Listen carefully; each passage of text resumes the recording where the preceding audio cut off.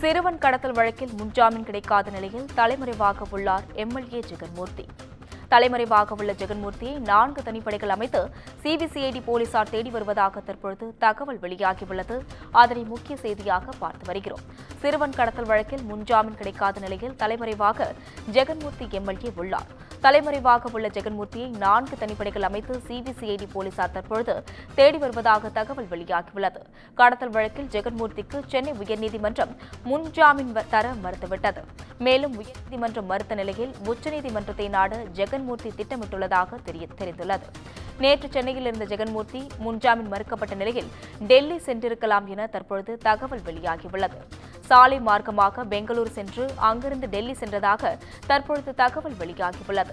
நாளை மறுநாள் உச்சநீதிமன்றத்தில் முன்ஜாமீன் மனு தாக்கல் செய்ய திட்டம் எனவும் தற்பொழுது கூறப்பட்டுள்ளது.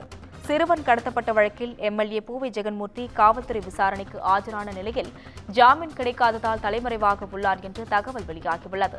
தலைமறைவாக உள்ள ஜெகன்மூர்த்தியை 4 தனிப்படைகள் அமைத்து சிபிசிஐடி போலீசார் தற்பொழுது தேடி வருகின்றனர். கடத்தல் வழக்கில் ஜெகன்மூர்த்திக்கு சென்னை உயர்நீதிமன்றம் முன்ஜாமீன் தர மறுத்துவிட்டது. இதுகுறித்து கூடுதல் விவரங்களை வழங்குவதற்காக செய்தியாளர் சுதாகர் இணைப்பில் உள்ளார். வணக்கம் சுதாகர், இதுகுறித்த விவரங்களை பகிரலாம். வணக்கம் அஸ்வினி. திருவிழாங்காடு அடுத்த கலாம்பாக்கம் பகுதியைச் சேர்ந்த தனுஷ் என்ற இளைஞரும் தேனி மாவட்டத்தைச் சேர்ந்த பிரபல தொழிலதிபர் வனராஜா என்பவரின் மகள் விஜயஸ்ரீ என்பவரும் கடந்த 3 ஆண்டுகளாக காதலித்து திருமணம் செய்து கொண்டனர்.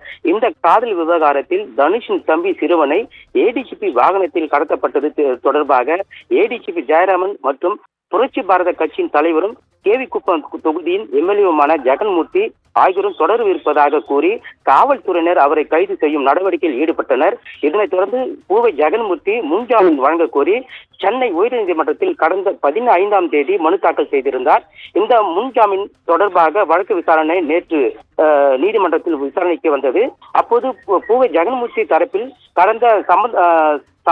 கடத்தல் சம்பவத்திற்கும் ஜெகன்மூர்த்திக்கும் எந்த தொடர்பும் இல்லாத சூழ்நிலையில் அரசியல் உள்நோக்கத்துடன் இந்த வழக்கில் காவல்துறை அவரை சேர்த்துள்ளதாக வாதிடப்பட்டது.